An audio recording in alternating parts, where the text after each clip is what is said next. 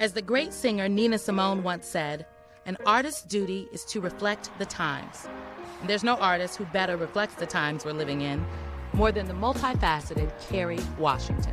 We, the people, are stronger when all our voices are heard. On TV, she portrayed the fictional American icon, Olivia Pope, a political fixer and an expert in crisis management. So, of course, we had to make a pit stop in Los Angeles to hear where her head is ahead of this monumental election. I've heard Kerry say before, ever since 2016 happened and Donald Trump got elected, people were tweeting and messaging on social media saying, we need Olivia Pope. We need Olivia Pope. Where's Olivia Pope? You have to fix this. You consider it handled, Madam President.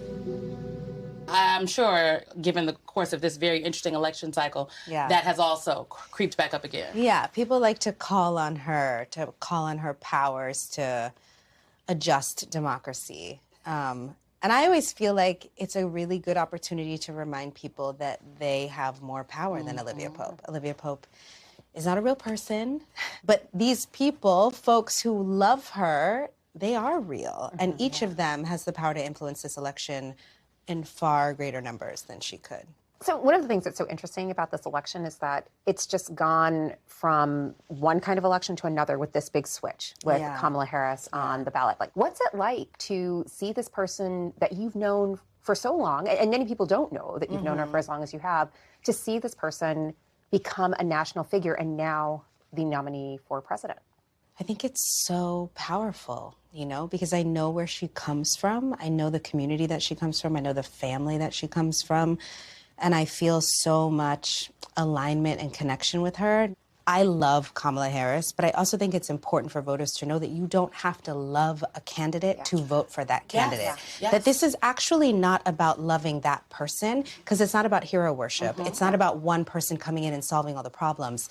I always say you have to vote based on the love you have for yourself, not the love you have for a candidate, because what's at stake right now are your own rights and liberties. We have heard that so often on this summer girls trip, people who feel so disaffected by politics and not seeing what they wanted translated in actual policy, and they're just absenting themselves. Like, it's just not worth it to participate. What do you say to those people who are just so cynical about this current moment? I get it. I get the level of frustration.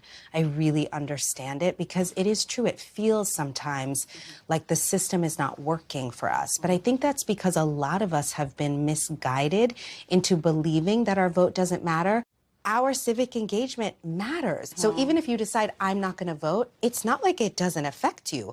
Politics is where you drive, what you wear, what you eat, how your kids are educated, whether you can pay for your health care, whether you can have an abortion or not. So to say I'm not going to vote, I understand the feeling, I understand the frustration, but I just don't want people to let go and give up their power. Okay, just to push back for a minute. We've been talking to Black women almost exclusively, and Black women historically have been the spine of the Democratic Party. And what we're hearing from some of the younger women is that this is a party that they don't think takes them seriously, that they take their vote for granted, that the Democrats are just sitting there like, we've got Black women on lock. We don't have to do anything. They're going to show up for us. They're ride or die.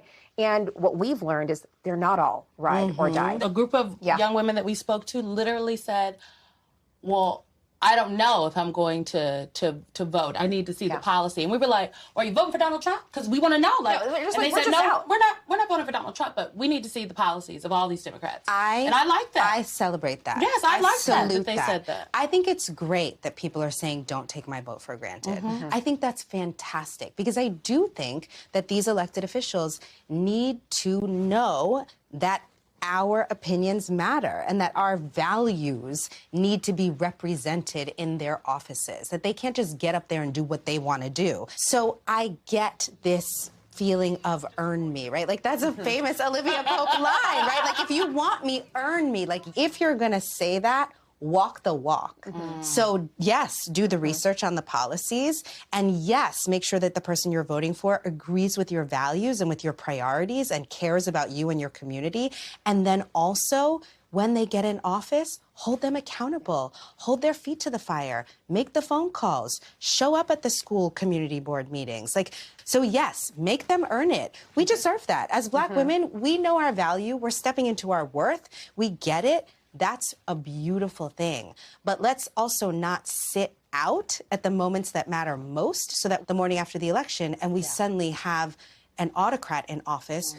Let's make sure that we're in the game so that after Election Day, we still have the power in our hands. What I've heard from a lot of people my age and younger voters, especially when I used to do all the campaign work, is that sometimes people don't get engaged because they don't feel like they know enough. When I hear you talk about people worrying that they don't know enough, one of the things that I want to make sure people are thinking about is all the other races, not just the presidential race. Yes, because number one, presidential races are important, but a president cannot sign a bill into law without the support of Congress. There is a way that these checks and balances work. This is one of the things we've seen throughout these travels. People know that policy happens, but they don't have as much information about the who process. does what. And this is the generation for which civics education didn't happen because it was divested from public education. And a lot of the things that we care about most, especially on the local level, those issues are being managed by state legislatures, state legislators, right?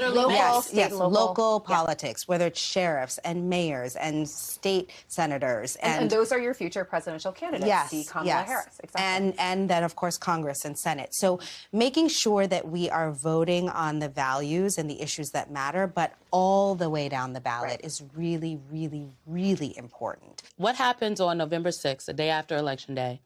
What do you do if Kamala Harris has won? And what do you do if she's lost? Well, let me stop you right there because, number one, we're not going to have a decision on Election Day. We really need to manage people's expectations because the way that voting works in this country, it's going to take longer to have a decision. And there's going to be litigation? Yes. Look at Carrie, there's going to be a lot of litigation. A lot of litigation. First of all, we need people to be engaged in the process, not just voting, but we need poll workers. We need people to celebrate their local officials who are certifying the votes. We need to let people know who are in those powerful positions, who are counting the votes, that we are counting on them to count every vote and to count them fairly. Protecting poll workers is huge, and this is something that you and former Representative Kinzinger have really been focused on: power to the polls, protecting poll workers, making sure that they can do their jobs fairly and without the threat of violence. Yes. It's so important that we are protecting not just the votes, but the process, right? Our democracy is under threat in so many ways. And so we want to make sure that people understand that for every vote to count means we have to be paying attention to the process and protecting those heroes of democracy who are showing up in this process. I think talking about poll workers is so important because oftentimes it is Black women. Yes. Older Black women specifically who are working the polls. And I can't help but think about Ruby Freeman and Shaye Moss, who were poll workers on Election Day, and they were targeted in this last election, terrorized. The President of the United States is supposed to represent every American, not to target one, but he targeted me, Lady Ruby. I don't think Miss Ruby or Shaye ever thought that they would be household names, that they would be targeted by a former president, that they would have to have security, that they would be forced out of their communities and their homes. Their whole lives were changed. Their whole lives were changed because they wanted to, just do their little part. But I am so glad that Ruby Freeman and Shaye Moss continue to speak up and speak out, that they were there on that Election Day. You know what? Olivia Pope wishes she could be as powerful as those two women. She wishes.